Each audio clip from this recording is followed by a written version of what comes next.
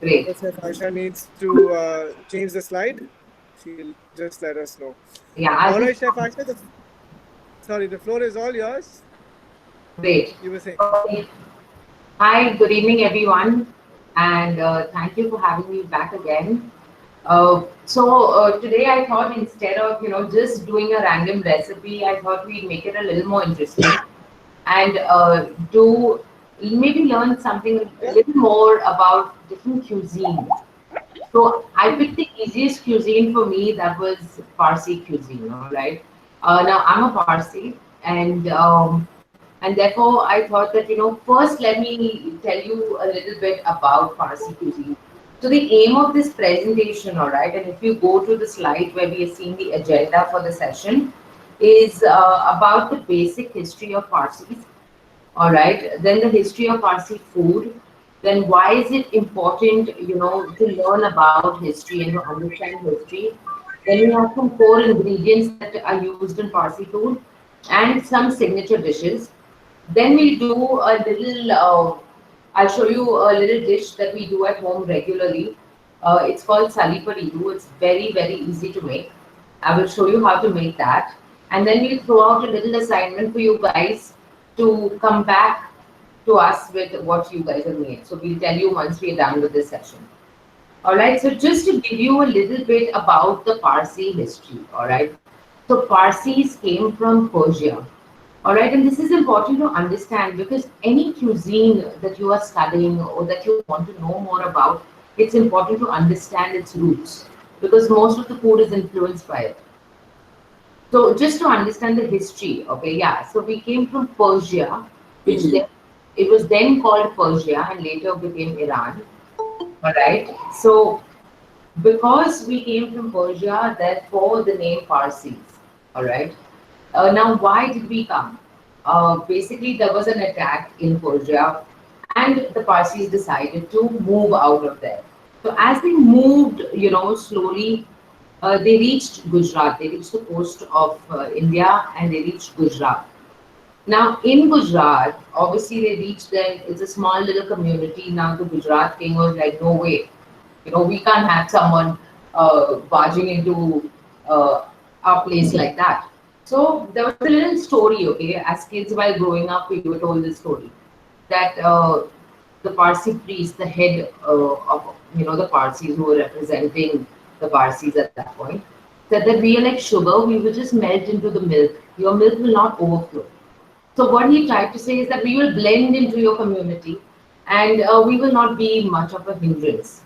So over a period of time, we settled in Sanjan, a place in Gujarat, and then slowly moved to another place in Gujarat called Udvara, where we have our three main fire temples.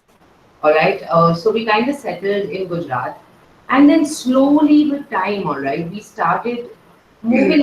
When the Britishers came into India, that's when the Parsis started moving into different cities. So we moved to Bombay. All right, a lot of Parsis you'd see in Bombay. So when we did move to Bombay, and I think like almost 40,000 Parsis are in Bombay currently as well. Okay, it's a small dwindling community, all right, and we follow Zoroastrianism, all right. Uh, we worship fire, okay, and yeah, so and yeah, our mother tongue is Gujarati. All right. So we don't speak Persian, we speak Gujarati. So this is a little history about how Parsis came to India. All right. Now, if you go to the next slide, okay, now the presence of Parsis in India is literally dwindling. All right. It's not more than 60,000 people in India, and max, like you can see on the slide, max are in Bombay. Okay, you'll find a few in Delhi, a few down south, few in Calcutta. The max of the Bawas, and our slang is Bawas, are in Bombay. Now, in Bombay, if you see, you'll find lots of different Iranian bakeries, okay, especially towards South Bombay. A lot of these bakeries serve authentic Parsi food. Now, I don't know if any of you all have tried, Parsi food, or in Delhi, are there some restaurants that you've gone and tried? You can just type in your answers and let me know if you all have gone. Anyone's tried any Parsi dishes, or you have, or you all know any Parsi people. Okay, soda bottle, yes. Great. What did you have at soda bottle opener wala? What did you have? What was your favorite dish?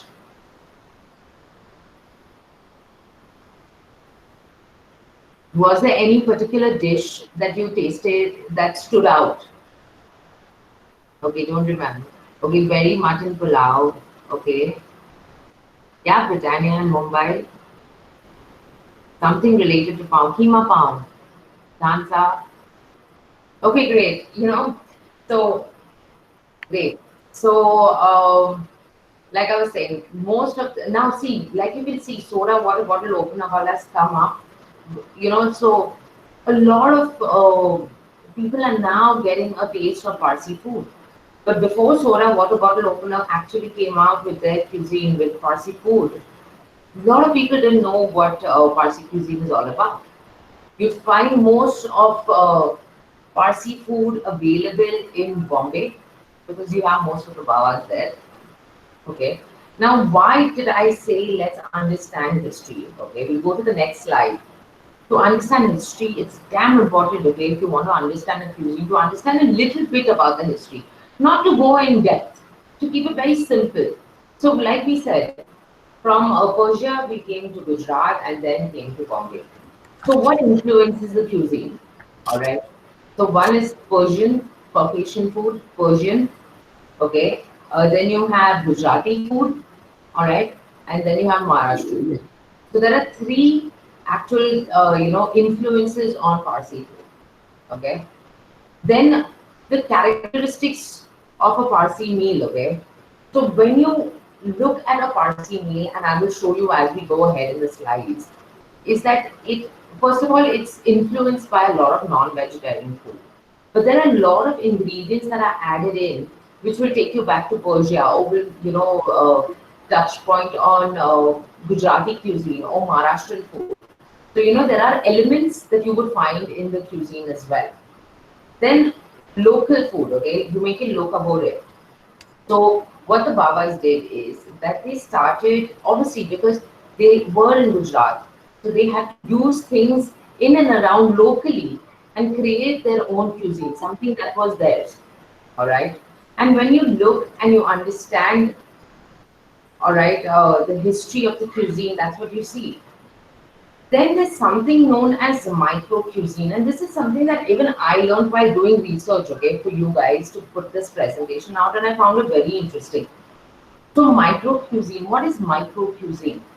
Micro cuisine is a cuisine that is made in that particular region and not around the country, no one knows about it. Okay, like Filipino food, all right, it's only available in Philippines, all right, and you won't find it that it's not easily available around the world or around the country. Okay, so micro cuisine essentially is hyper local and you won't find it anywhere else. And that's what Parsi food is. It's very, very local to Bombay.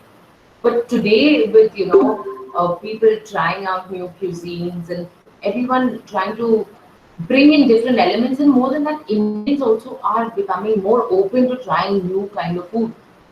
Therefore, the cuisine is you get to know more about cuisine. You find such restaurants popping up. I also know there's one more restaurant in Delhi. I don't remember the name, but it's an authentic Parsi restaurant. I'll find out and let you know. It's in Delhi, if I'm not mistaken.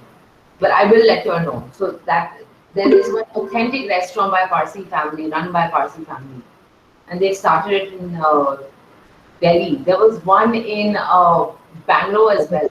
Authentic Chef, Parsi. is it Rustam's? Sorry. Is it Rustam's? Yeah, I think so. Rustam's.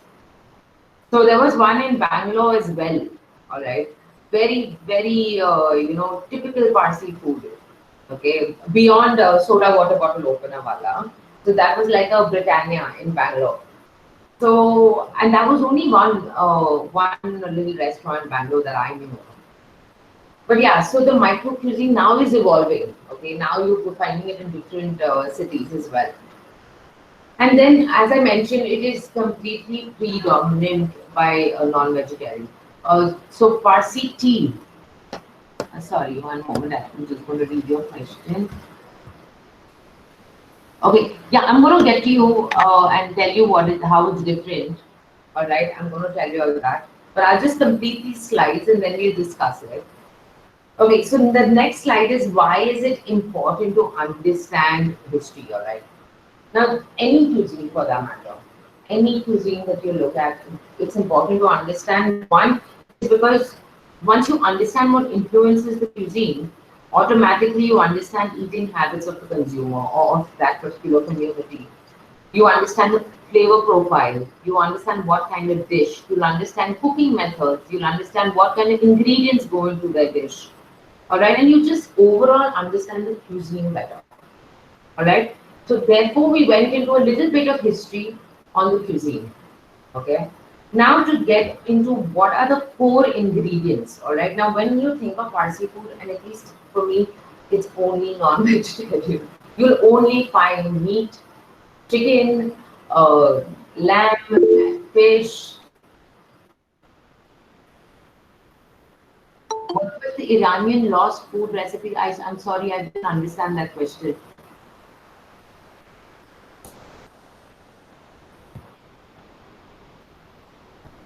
Okay, so we'll take questions a little later. Let's just finish these slides so that we can get to the cooking and then we do a Q&A.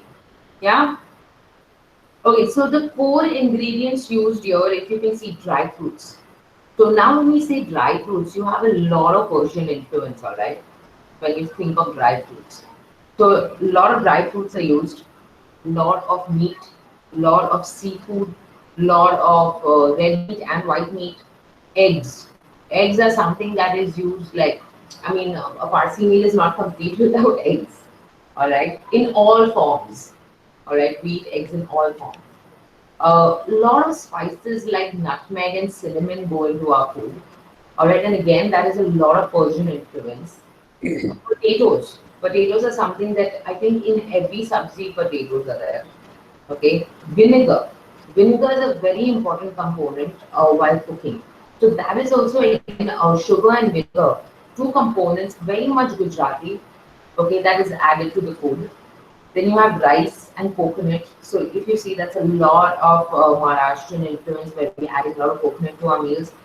Seafood again, coastal towards Maharashtra, and charoli. Okay, charoli is chironji. Okay, that's in all our desserts. All our desserts have chironji. I don't know why, but everything has chironji. So if you don't like it, then you're going to have a hard time. But most of our desserts have chironji. So these are a few ingredients, okay, that are predominant. Now, unfortunately, I'm a vegetarian Parsi. I eat eggs, but I'm absolutely vegetarian. No meat, no chicken. So it's like a bit taboo in our community to be vegetarian because you barely get to see vegetarian Parsi dishes. Of course, you can have the dansa without meat and all of that. But authentic Parsi dishes, you won't find anything that's vegetarian.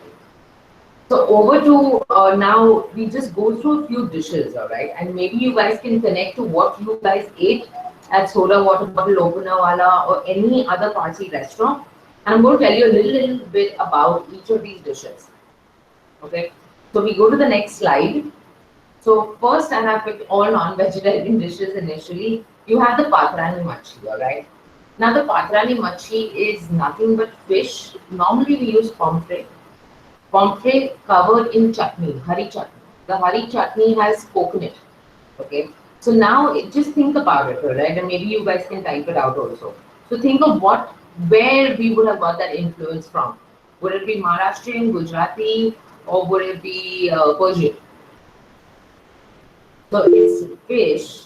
Yeah, it's more Maharashtrian because it's fish with a chutney. Yes, it's fish with a coconut and hari chutney, and it's wrapped in a banana leaf and steamed. Okay, so it's a lot to do with Maharashtrian coastal food. Okay, because it has coconut, hari chutney. It's like a thecha, but completely puree. Okay, and it has a little bit of sugar. So when I think of sugar, so you're basically balancing the flavor. And if you taste Gujarati food has a lot of sweet and sour flavors. So they have taken a little bit of Gujarati, a little bit of Maharashtrian, put it together and made it their own cuisine, their own dish. So that's what. So when I look at each dish and I break it down, I can tell you like where the influence comes from, and that's what I wanted to do today with you all. That we understand how the cuisine is influenced from where the community has come from. So now, if we look at sali murgi, okay, sali murgi or sali boti, okay, that's basically fish, chicken or mutton cooked in a tangy tomato gravy. So the tomato gravy has vinegar, it has sugar in it or jaggery, all right. It has a pyaz tomato wala base, all right, and it's served with these crispy potatoes. Now, what do you think? How is this? How is this dish influenced? Through which part of Persia, Gujarat, or Maharashtra? How is it influenced? This particular dish. So to me, all right, yeah. So Gujaratis have lot of farsan. Okay, lot of farsan. So when I think about it, they put farsan in pretty much most of their meals. Okay, they have dal with farsan and all of it. So you have a little bit of Gujarati. You have the meat that you do in Persia. Okay, Persian meats, because this dish also has a lot of spices put in it, cinnamon, cardamom, lot of spices go into it. And you have this farsan. So it's Persian and Gujarati, merged together and made into one dish. Then we look at dhansa. Okay. Now Parsis have a habit of cooking all their dals. Okay, we have dal with meat. So basically, it's mutton most of the time. But now, the times have changed and people have stopped eating red meat as much. So they prefer putting chicken. So then there's dhansa but with chicken, and it's served with brown rice, brown caramelized rice, fried onions, and kachumber. Okay, so the dal is basically it's vegetables, different lentils put together, cooked, pureed, made absolutely silky smooth, and cooked with the mutton. Okay. Again, the dal, if I look at it, it has a mix of different dals. So again, it has that Gujarati influence, but the meat is incorporated. Persian duck stew. Oh, okay, I'll come to that. Honestly, I mean, I have not eaten Persian duck stew, but I will check on that one.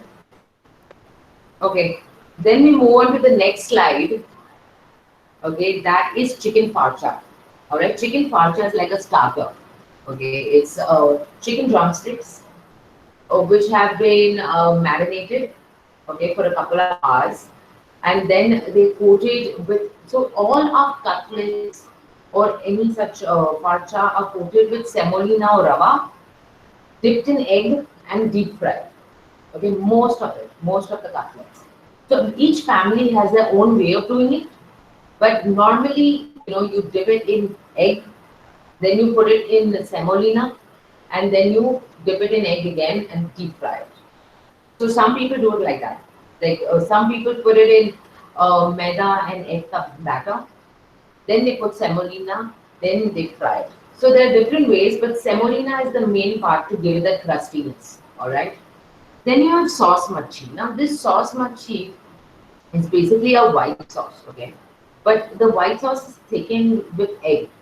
All right, they add egg to thicken the white sauce, and a lot of vinegar goes into it, and it's cooked with fish, and you eat it with the yellow pulao that you see there. Okay, now this particular dish is influenced by the Britishers. Okay, of how to make it. The method of making is like how the Britishers make a lot of their sauces. So this dish is influenced by them.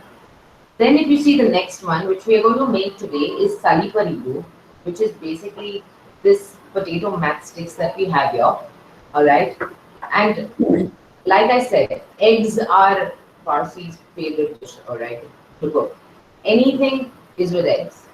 So what we do is we take out the sali, or if you don't have sali, we also use regular wafers that are available that have been broken. Or we also do tomatoes. We make a tomato masala and break eggs and allow it to cook. Or it's bhindi.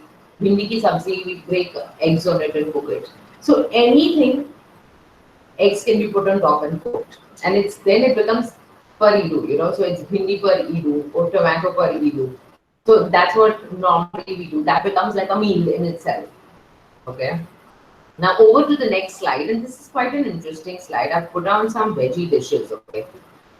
Here, this is one particular dish that we are known for. It's the Parsi stew. Okay, it's root vegetables that have been deep fried, cooked in a tomato gravy, and it has sugar and vinegar. All right, it's a khata meetha kind of sabzi.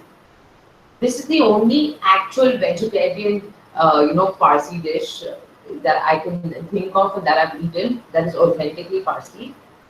A lot of dry fruits go into this dish as well. The other one that you see, ravaiya. Ravaiya is a very Gujarati dish. It's basically bengan stuffed with chutney. The same chutney that you would make for patrani machi is stuffed in this bengan, all right, and it's cooked.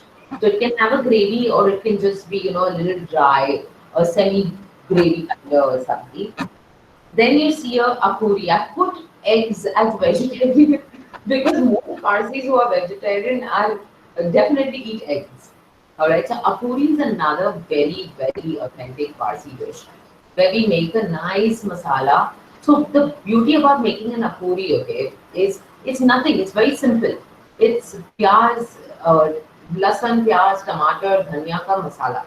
Okay, but we use a lot of onions in it, and you make the masala and you keep it for a few days and use that masala later to make eggs.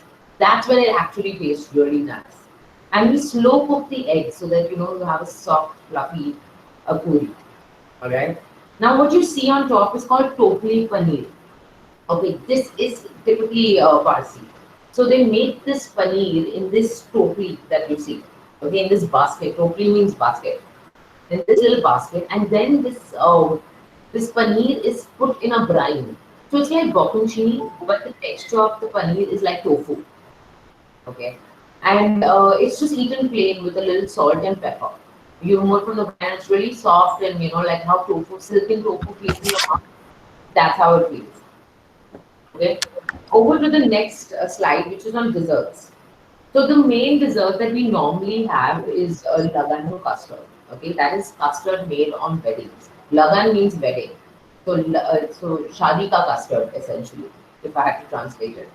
So it's a very simple dish. It's one of my favorite dishes to make. Okay, because you're basically reducing the milk. So if you're using say a liter of milk, you make it to 500. Cook it out slowly. Add a bit of milk maid, cool it down, break eggs in it, put a lot of nutmeg, and you bake it, put charoli on top, which is chironji on top, and you bake it, all right, till nice crusty golden brown. And then you eat it the next day. You don't eat it that very day. You cool it completely, put it in the refrigerator for 24 hours, and then consume it. The main flavoring is nutmeg that goes into it. Then there's something called as dalni pori. Okay, like you guys would have tasted puran poli. Everyone knows what puran poli is. It is actually exactly like that, but the crust is it's like a nice flaky pastry, and you have the same puran poli ka mixture, but a little more wet, stuffed in the dough, and they make it pretty thick. Now here you can have a dal filling as well. You can also have a mawa filling inside, and then they bake it. All right. So it is not Puran Poli. It's just the inspiration is from Puran Poli, but this is pretty thick. All right, it's pretty thick, and it's baked, and a lot of ghee goes into it. Lots of ghee. Then here you can see save the ghee. Jaggery paratha, no, jaggery paratha is alag. This is like a flaky pastry which has been stuffed. Then you have saved dahi. Okay, this is one dish that I've eaten while growing up every year on my birthday. I still do. So every year, mom will make save and dahi from our birthday or any special occasion, and that's your breakfast. Okay, so it's nothing. It's patla save. It's like sevia, okay, but meetha version, which has again nutmeg, charoli, and it's served with sweet yogurt. It's a very tasty dish, very easy to make. The main part while making it is how you're frying the sevia. Okay, you have to make it nice and brown, and then you sprinkle water, sugar, and you allow it to cook slowly. And then you put all your nutmeg, charoli, dry fruits, all of that, and then you serve it with yogurt. It's eaten warm, so the save is heated, while the yogurt is like sweet and super cold. Okay. Then to an evening snack kind of thing, what we normally have with chai.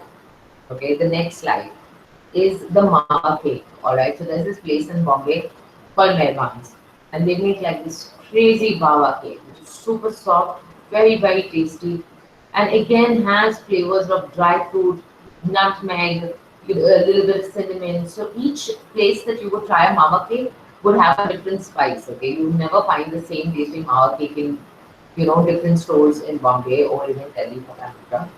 But it's really soft and very tasty. Then you can see a Hari biscuit. Hari biscuit is nothing but flaky baked pastry. Okay, made savory. So you have a savory version. You'll also find a meetha version. But essentially, it's dipped in chai and eaten as breakfast or in the evening as an evening snack. Okay, and then you have something called as bhakra. So bhakra is a dough where toddy is added. Okay, toddy is added. Why toddy essentially? Because in Gujarat you get a lot of toddy. So they add toddy to this bhakra. A little dough is made and it's deep fried. It's like a donut. Okay, but again has flavorings of dry fruits, uh, nutmeg, cinnamon, charoli, and they bake. And this lasts like good month. Okay, kept in an airtight container. So this was a snack. Now, if you see the next page, all right, the next slide. This is how a Parsi wedding or a Navjot dinner looks like. Okay, everyone eats on banana leaves, and you'll have all of it. You will have patani machi, you'll have mansa, you'll have a pulao, you'll have a chicken parcha, you'll have lagannu custard, you'll have that topli paneer. It's like full blown meal, with so much food on your little banana leaf. Okay, and it's pretty much 80% non-vegetarian. So there'll always be an egg, there'll always be chicken, there'll be fish, so, and there'll be mutton. So all your meats are there when you have this meal. Okay, so this is what I had for you guys. I've tried to keep it as short, sweet, and brief. Okay, because we don't have a lot of time. So this is basic about Parsi food. And yes, someone asked me Iranian chai. Okay, now Parsi tea, each place has their own way of making chai. All right, now if you go to an Iranian cafe in Bombay and you have their chai, some places serve tea which is black tea. All right, they do black tea with mint and lemongrass. Some places do heavy duty, lot of milk and put mint and lemongrass in their tea and a little bit of ginger as well. Now, how we make it at home? We do a lemongrass and mint flavored tea, but it is not very milky. It's a strong tea, not too milky, and it's extremely refreshing. So I'm going to tell you how to make it, and if you're going to try it, I mean, actually give it a shot. It's not bad. So if you're making, say, 1 cup of tea, you take about half a cup of water. All right, a little more than half actually, a little more than half a cup of water, and then you boil it with the lemongrass. Okay, so you boil it well with the lemongrass and 1 teaspoon of tea leaves nicely. Then you add in a little bit of milk and give it a nice boil. Then you add mint leaves, fresh mint leaves, and switch the gas off and just let it rest for a few minutes. Strain and have it with sugar. So that is how we make chai. Yeah. So that's how we make the chai at home.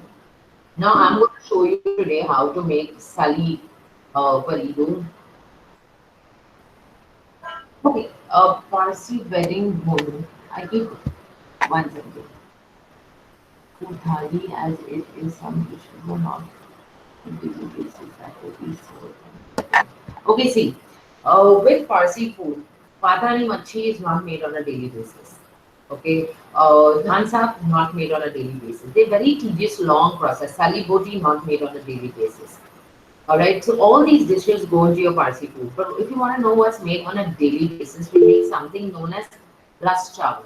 Okay, ras chawal is nothing but a gravy, a light gravy, pyaz, tomato, lasan ka gravy with chicken. and a little bit of coconut milk is added to it. So that is one dish. Then we do all our lentils, all right? So masoor dal, black masoor dal is one of our favorite lentils. So a lot of families put meat in that masoor dal and cook it, but we make basic masoor dal. All our sabzis that we eat, okay, like we in our family, most of us eat vegetarian food. So all our sabzis are like khatta mitha. So if I'm say we use guvar, I'm sure everyone knows what guvar is. In the guvar, there's always jaggery, and there's always a little bit of uh, tangy flavor that we add through vinegar. Okay, so a lot of our veggies have a sweet and sour kind of flavor. That's one. All kind of dals are made. Okay, but most of the dals have meat. Okay, then your sauce machi is one dish that is made regularly. Lot of khichdi, okay, a lot of Parsis eat khichdi, dalia khichdi and things like that. Then this is, with time things have changed. So earlier the khichdi used to have a lot of meat. Now it's become vegetarian. So your daily food would be dal, sabzi, and we do chapati. Okay.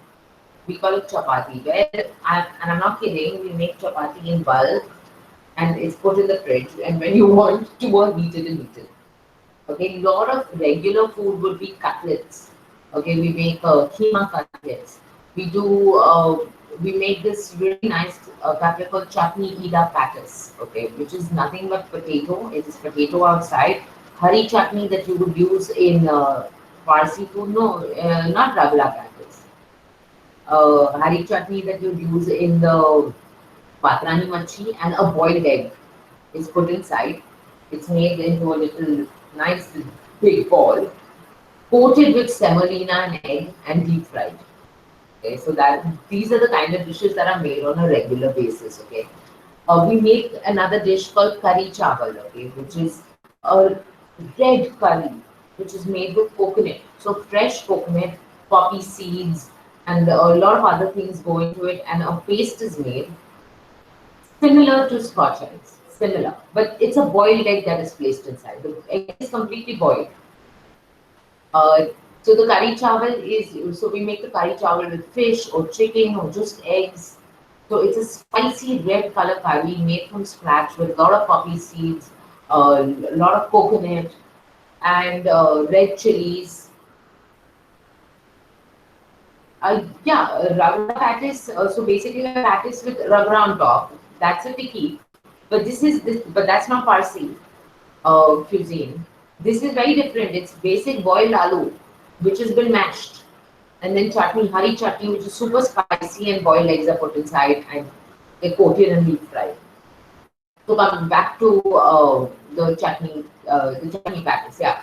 So it's potato, sorry, to the curry. Back to the curry. So the curry is again served with rice, and it's super spicy with red chilies, Kashmiri red chilies. They make it like that. They also make a green curry, okay, with coriander and green chilies. So there are different variations that we do of our meals. But if you're talking about a meal at a wedding, this is what you're going to see that you saw on the banana leaf. That's what normally is there. There's always a fish. There's so if instead of patrani machi, there may be masala fried fish. Okay, an entire fish which is full of masala and deep fried. Okay, you may find regular dal rice and patio. Patio is like an achar, but a fresh achar which you don't store. You make a pyaz, tomato, spicy gravy, and you put little prawns in it, and with shrimps, you put little shrimps in it, and you eat it on the side. So peeli dal, normal yellow dal, with this patio. Okay. So there are a lot of variations, and there are loads of dishes that I can go on talking about. But because we're pressed for time, I've just selected a few, and we're going to throw out something for you guys as well, so that you all can come back to us. Okay. All right. Someone did present something. Any dish that particularly got strong. So much. All right, see, there is no particular, I cannot think of any particular dish that is Persian. Okay, so all your kebabs, all your cutlets, everything has been made, their own. All right. So when they moved to India, they culminated their own cuisine by using things available. So I don't know of any as such food like that I can say no, that's Persian. I can't say that because they made it their own dish, and I don't know much. I mean, I don't know any dish in particular that I can say is Persian. So most of it has been incorporated, and they've used what they have available and made it their own cuisine altogether. Okay, so I'm going to go over to making the sali paridu. I'm going to show you all how to make it. It's very, very simple. And then we'll take some more questions. Yeah? Alright. So I have my induction plate here. I'm going to switch it on. Okay, it's not coming on. Okay, guys, I'm sorry. Can you give me a moment? Okay. I was pressing the wrong button. Okay. So for this sali paridu, it's a very, very simple recipe, like I said. This is sali, okay? This is nothing but deep fried potato straws, okay? Potato matchsticks. It's very, very patla. Alright, you can make it at home as well, but we normally buy it ready, okay? We don't fry it at home. So this you get available. If you don't have this, you can use wafers, regular wafers, or even Lays. There are times when I remember my mom would also use Lays and break eggs on it. So whatever is available, okay. So you have these lovely potatoes. I have some chopped green chilies. Now I'm showing you the way I make it at home, okay, the way my family cooks at home.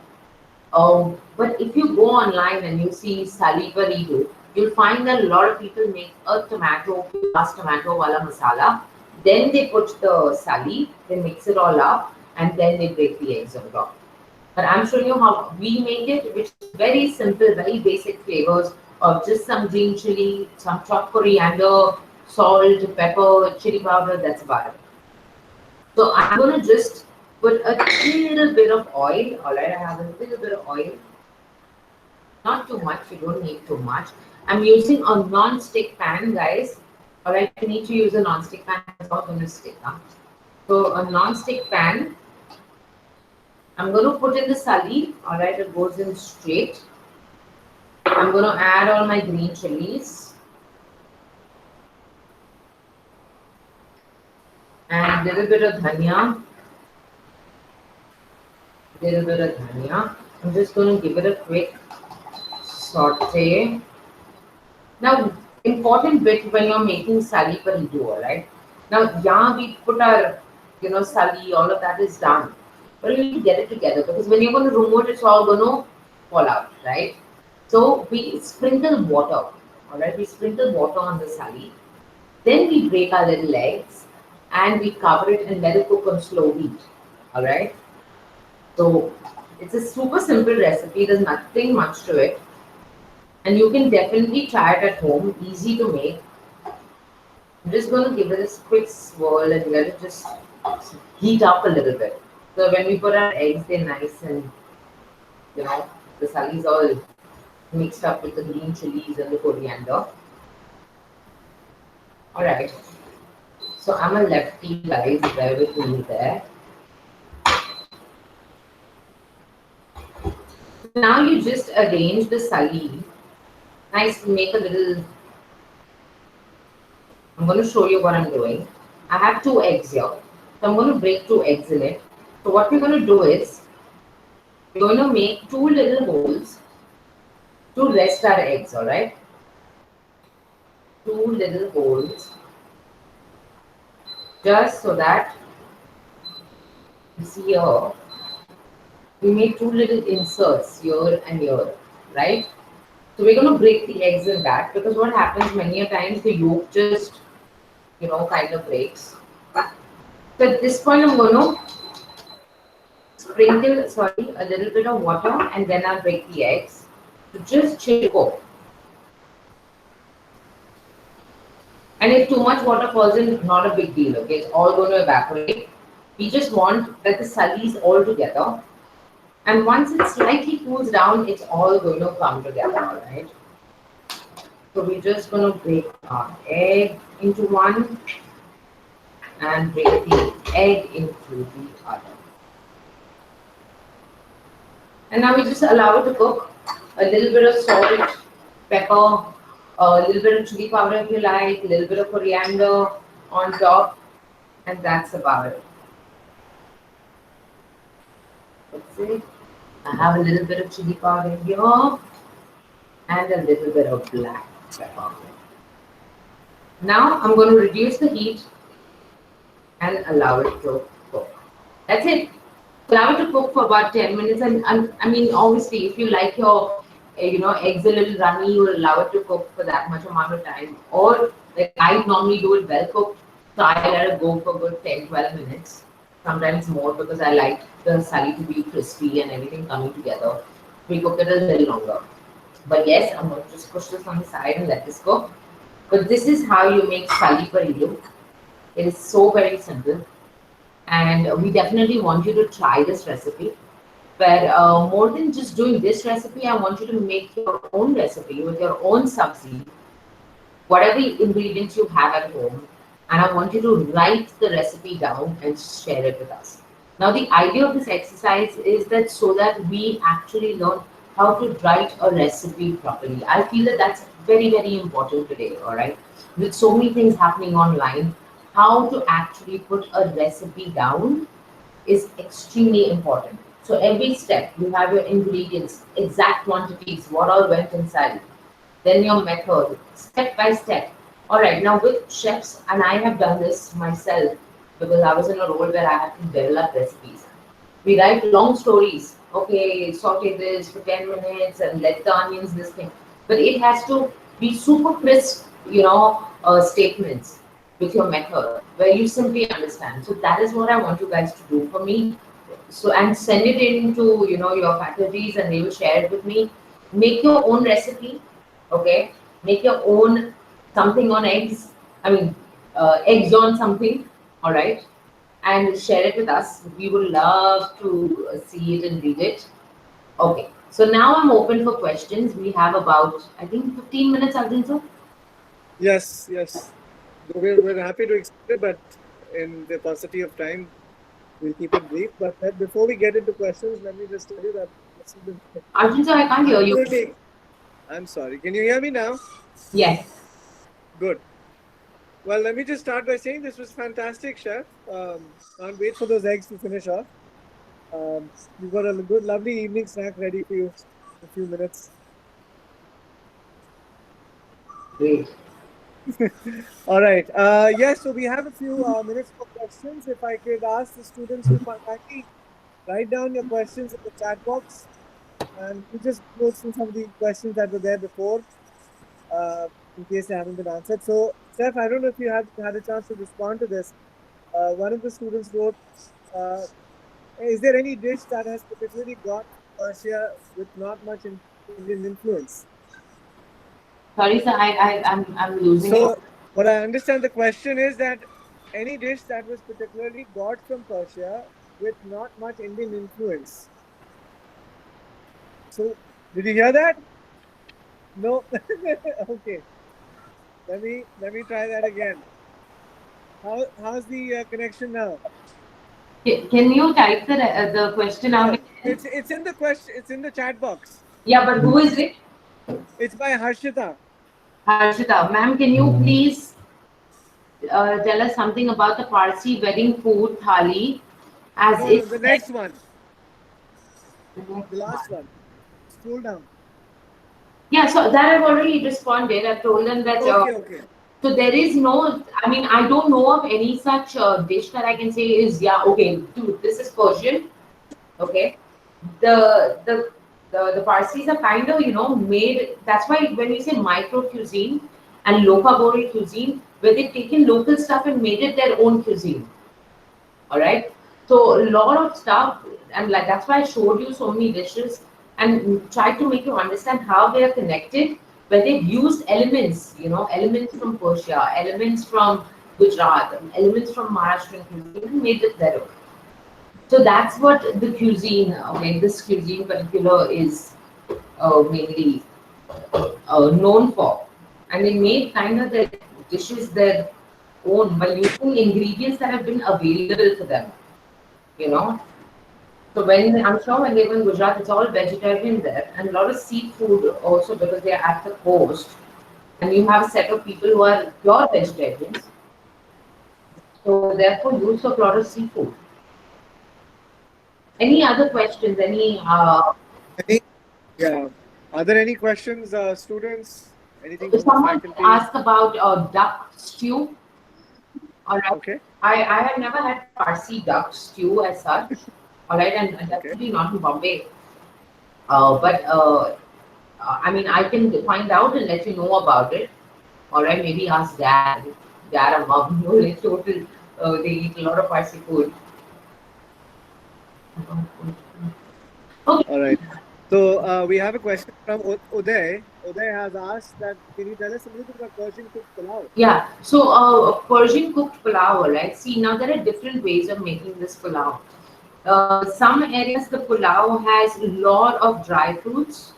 Okay, a lot of dry fruits. It's yellow and a lot of kesar. So there are different kinds of pulaos that are made. Like how you tried the berry pulao. Like that. Similarly, there are a lot of pulaos which have meat and raisins and dry fruits and cranberries in it. All right. All right. Then we have a question by Chef Saurabh. No, no, Ragda patty is not from Parsi cuisine. no. It's not. It's Maharashtrian. Ragda patty is Oh, Rasta mein milta hai here in Bombay. I've learned that's education for me also. So I Ragda didn't know. patty is a Maharashtrian street food. All right. It's nothing but मटर dry मटर का दाल बनाते हैं ठीक है and the ragda that's the ragda and the patties is nothing but potato mashed potato made into little cutlets nice golden brown pan fried or deep fried you put this ragda you put hari chutney meaty chutney and serve it so it's a complete Bombay street food okay so But I then have you also had, this is what wow, look at that. so like I'm not pulling it out but I So actually can you don't just have a hold that big one. again? But you Yeah, can can you just see hold the pan it again? becomes like this. It'll come off like a bird's nest. Wow. And that is what it's that easy. Now it depends on how much you want to cook the eggs. Okay, if you want to Yeah. cook it more, you can cook it. But we wanted all the sully to come together and not fall apart. Okay, so therefore we sprinkle that water. So when you're doing anything crispy, all you do is sprinkle water, break your egg on it, allow it to cook. So I'm going to continue to cook it because I like my eggs done. But yeah, I just want to show you that how the whole dish comes together. Good. So I have a question about the advent of Parsi cuisine. You know, in Delhi, we've been only fortunate to have seen Parsi cuisine grow commercially in terms of restaurants, maybe in the last, I'd say, less than 10 years, give or take. Do you see do you see a lot of potential for this cuisine to grow in northern states or other states of India as well, or do you believe that it'll be most appreciated always in its state of origin? So I think Parsi food, all right, these days is available in a lot of cities, all right. Like I've tried a lot of Parsi food in Calcutta as well. So you have Parsis who have branched out into different cities and they have started, starting their own restaurant there or a little place where you can, a little bakery or a little cafe. So I feel there's a lot of market for it because you have a lot of non-veg eaters out there. The cuisine is very different because their food tastes completely different. All right. I mean, it's a you. I think I really think that it would do well anywhere because the cuisine is very unique. Okay, the food is very unique. So, and I'm sure everyone who's tried food at Soda Water Bottle Opener Wala would have loved it because it's so it does have a little touch of Indian like spices, like the keema pao is uh, a little desi, I would say. Like what we make at home is very different, the keema pao. So But they also have this very interesting dessert, chef, which is the Parsi dairy kulfi. oh Is yeah, it the kulfi? kulfi. Yeah. Okay, That is unbelievable. so there's this, all right, so Parsi Dairy Farm, all right, Yeah, Parsi Bansi Dairy Dairy Farm. Farm was a little shop, okay, in Bombay. I remember I used to go to play piano. I had, as a kid, I used to go to this institute to give piano exams for Trinity College. Wow. And there was this little Parsi Dairy Farm, little shop, one place where you could buy, all the paneer and all of it. And there was one little restaurant where you go and have their faluda and their kulfis. They were a small little shop. Today they are totally into retail. You will find Parsi dairy, kulfi, Parsi dairy, dahi anywhere and everywhere, and it is crazy. I mean, that It kulfi is crazy. is Yeah, I've yet to next level, I've and yet the to find an sandwich occasion. is the same everywhere. It's the same, and I think I've struggled very hard to just keep an order to one rupee per order. Generally sticks to two orders. I generally order two because it's so good, and you don't get that taste anywhere else. Okay, I have one question here from Uday. Hey, Oh, can you tell us okay. about Iranian Persian halim? Okay, I just want to clarify, all right? Now, see, Persia, all right, was essentially predominant by Parsis. Okay. Now, when the attack happened, the Muslim attack happened, and it became Iran, a lot of Parsis moved out of there. So you will find a lot of dishes that have Arabic and Middle Eastern influence. But that is very different from the Parsi food because we kind of moved out, we branched out and moved away. And then now you're eating Persian halim, which would be the halim that you would get otherwise, all right? But the Parsis don't actually make halim, all right? It's not a Parsi dish. So what happens is that now with Persian halim, you have different sets of people, right, in every country. So like in India, you have Gujaratis, you have, Punjabis, Orias, so many different cultures making different food. So you have the Persian halim, which would be more influenced by Middle Eastern food, where and it's not related to Parsi food. I mean, I hope I was able to clarify. Yeah, yeah. I think that was fine. Okay, We have so a question from Sumit. Okay, can you read that? Sumit, oh, no, it's Adish. What is Adish? Sorry.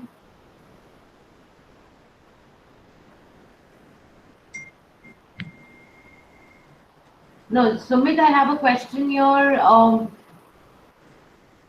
Okay, Matt, how Persian food influence is on Goan and Maharashtrian? You can say on West India more. Okay, so honestly, I mean, I think it's the other way around.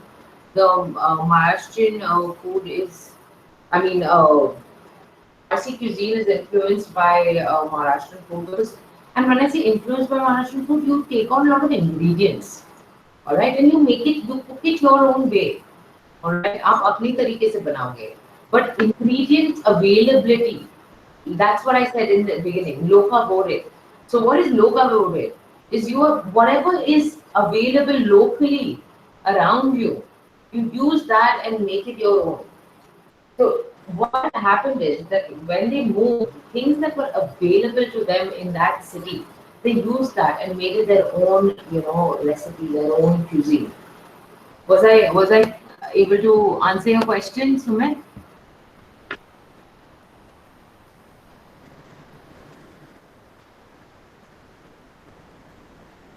Yes, I think that answered it.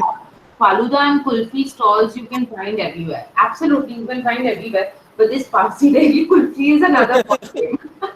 You must try it. Parsi Dairy kulfi is available in Delhi and Gurgaon as well. Huh?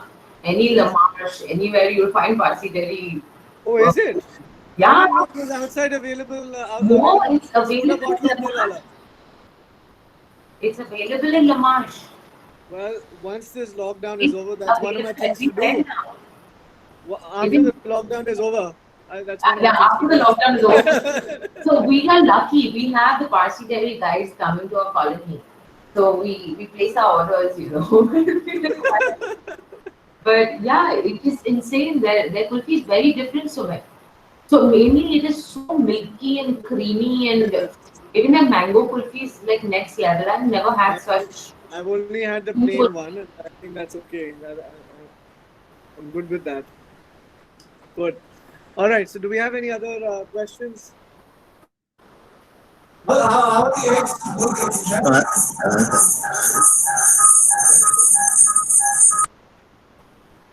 How are the eggs looking? Are they almost done? Yeah. Oh yeah, yeah. They all done. Good. Yeah. But it's so yeah. So guys, Yeah, great presentation. We are very fond of Parsi food, and Rustam was a very frequent joint when we went many times, right. and we not only love the food, we love the service style also. Very courteous, very homely also. My question is, when you say Parsi food, do you mean the original Iranian, the way Parsi used to be there, or is it an evolution of Indian food mixed with the Parsi culture or something? So I think today, like most of the Parsi food, that you say yes, you would find a lot of influence of food from Gujarat, Maharashtra, and all.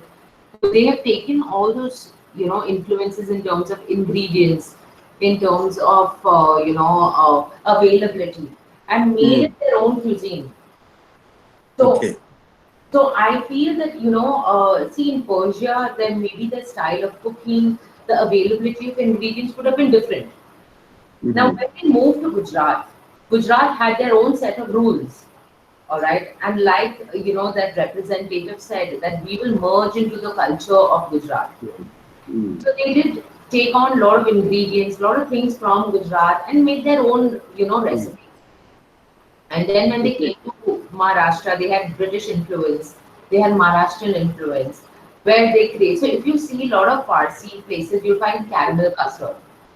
Okay, a lot of Parsi places, you'll find caramel custard easily available. So they've taken a lot of influence from the Britishers, a lot of Maharashtrian influence, and used their ingredients and Hmm. created their dishes. So I think they've created their own cuisine. So if you look at Persian cuisine today, which is Iranian cuisine, would be very different from Parsi cuisine today. It's very close to. I did little homework on Iranian cuisine. We were Yeah, trying to open an Iranian restaurant right, in ITC, and we went to actually in Dubai. They have a very good Iranian restaurant right. in Hyatt Hotel, and we found that a lot of dishes are common with the Indian food with less spices. Naan was a noon there, so Yeah, it still exists. Similarly, paneer dishes or good. There were a lot absolutely. of common dishes between. Maybe the Indian food was influenced by the Iranian food. The beauty is that the similarity will always be there, but the ingredients that are locally available to them, you incorporating Mm. that and making it your own. You know, Yeah, that is what I feel. Is lovely about communities that are small.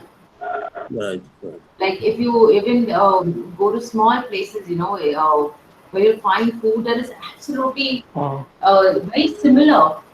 Like for example, Mhm. take the sambar. All Right, right. right. So Mm. sambar is different wherever you go. Yeah, it is.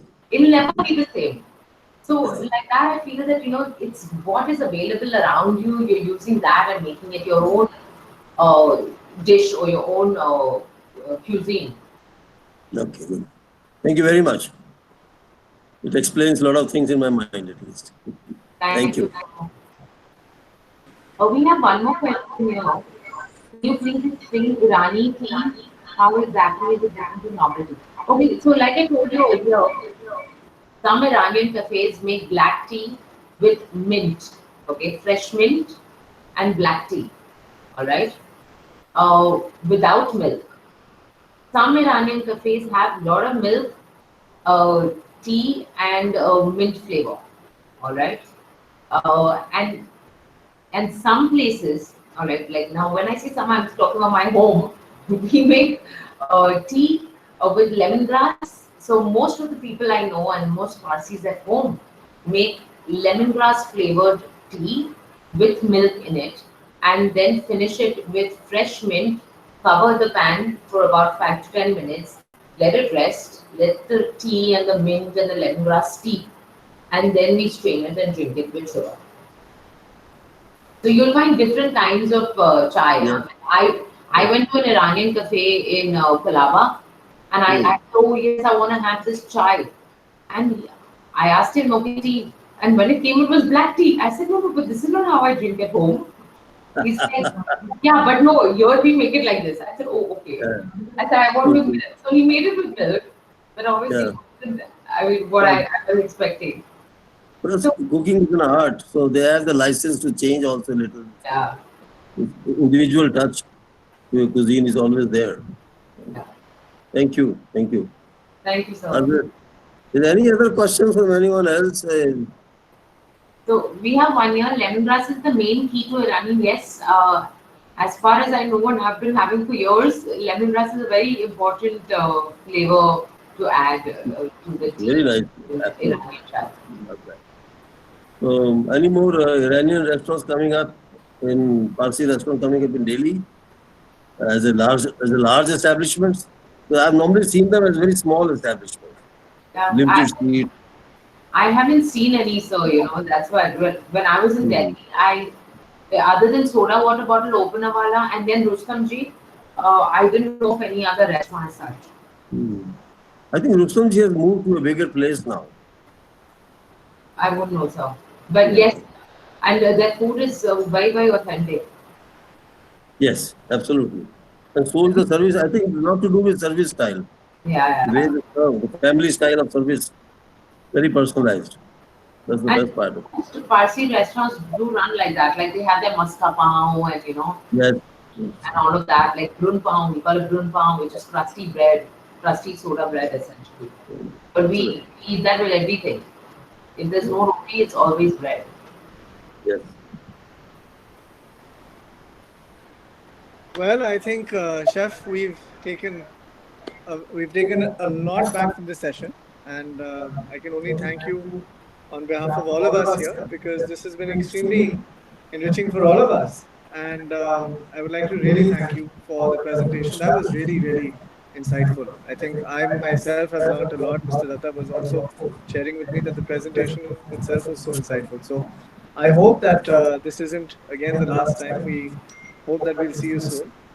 Definitely. And please keep sharing the love for Parsi cuisine. I think it deserves a lot more spreading than it already has. Yeah, I know. Thank you. Sure. So, I know keep sharing what discipline you're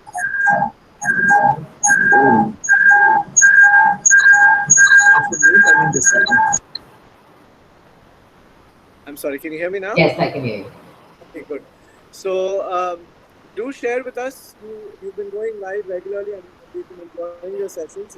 I hope all of our students are also following you, because all your sessions are in fact very, very engaging. So, do keep us abreast. I know you share the links with me. So, next time you're going live, share it with all of our students as well. Right, sir. And so we definitely want to see the all your students send in a recipe also. I'll personally follow up on that. Sure. Have my word. One recipe, All right, so- choices. So what is the task? So they have to make their own version of a Sali Parendu. Sali Parendu, their own version, and write the recipe down. Write it down. Can you just give a couple of examples of what alternatives can we use of vegetables? You mentioned that right from okra to anything else. So anything and everything. So it can be wafers, regular wafers. It can be the sali that you have here. It can be sliced potatoes. It can be bhindi. It can be tomatoes. It can be caramelized onions. Whatever mix they want to make. About being creative, yeah. Good. So they create their own version of the Sali Parendu. Lovely. All right, so students, you've heard the chef. We will follow up with you on this assignment, and let's say by today's Friday. So let's give this a weekend to do it, and by Monday we'll have it done. All right. Sure. Lovely. All right, chef. Thank you so much. Thank you, sir. And if I can ask all of our students to give a nice round of applause to our chef for being with us today.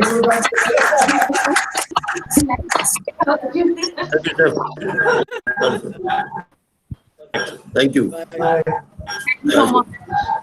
Thank you. Good night.